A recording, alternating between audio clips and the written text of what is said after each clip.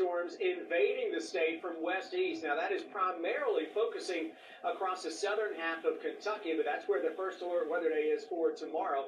And that threat is likely to come during the afternoon and early evening. You're talking about 1 o'clock through 7 o'clock, damaging wind, large hail.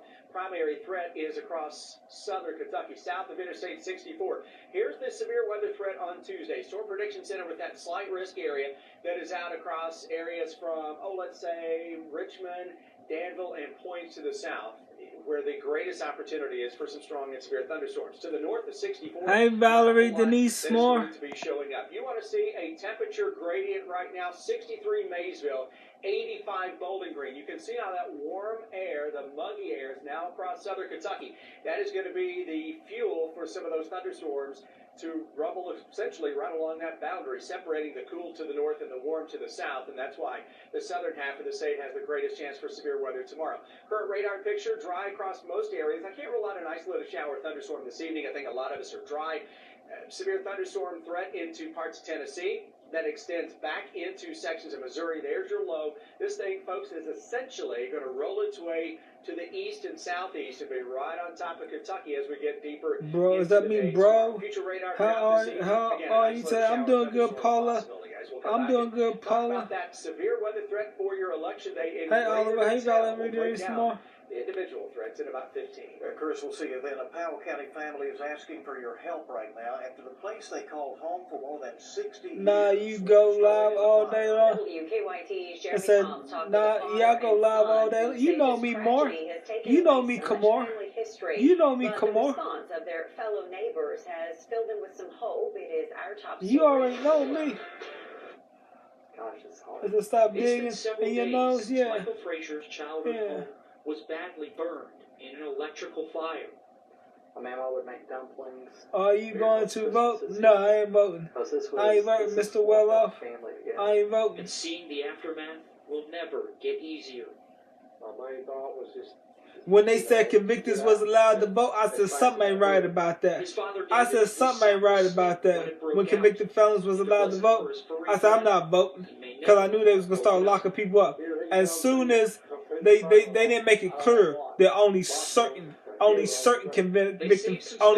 types of convicted felons was allowed to vote. You know what I'm saying? So I'm like, nah, I'm not voting because something ain't right about that. They gonna start locking people up, and sure enough, they started locking convicted felons up because they voted and they weren't supposed to vote.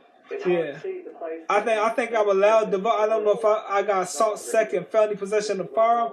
I don't know if that's a felony with this allowed to vote or not, but I knew they was gonna start locking people up. I knew there was some redefined print. I knew it was some redefined print stuff. I said, nah, they ain't about to play me. And then they started getting them for voters fraud. Start locking them up because they didn't make themselves clear when they said what they didn't say. Oh, this type can't vote. This type can't vote. They got on the news and say convicted felons are allowed to vote now. They didn't say, oh, this type ain't allowed to vote and this type ain't allowed to vote.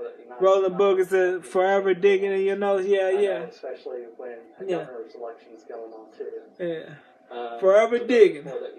Forever digging. In Powell County, Jeremy Toms, WKYT.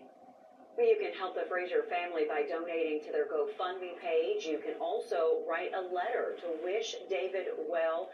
We have details in this story on our website on how to do that. Just go to WKYT.com.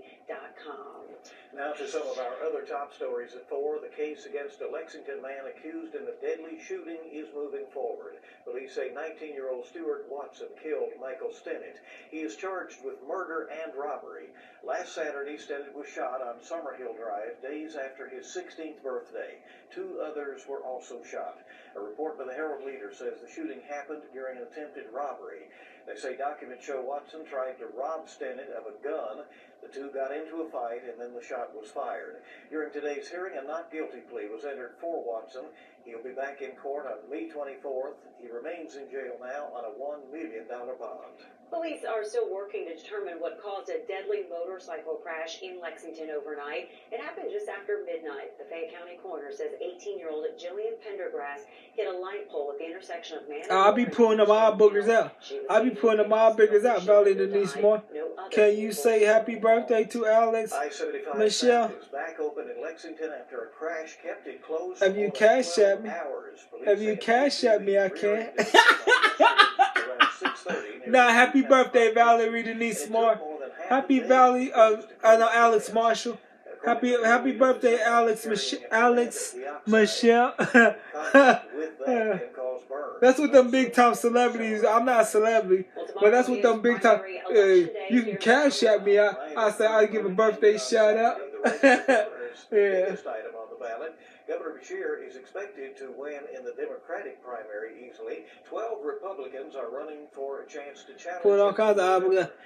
Can you people wrong?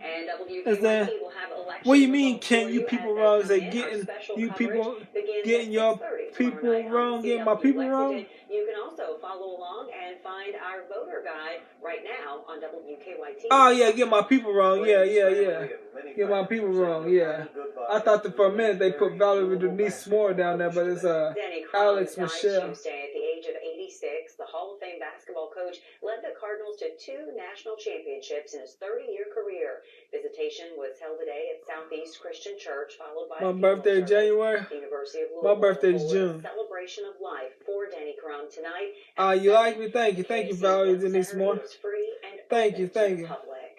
Turning now to some national news, time is running out for Congress to nail down debt ceiling legislation before the June 1st deadline. That is when U.S. Treasury Secretary Janet Yellen says the country will run out of funds to repay debt already incurred. Yeah, I'm on TikTok. Ivan Rodriguez explains what this means for the Hey, let me get off real fast.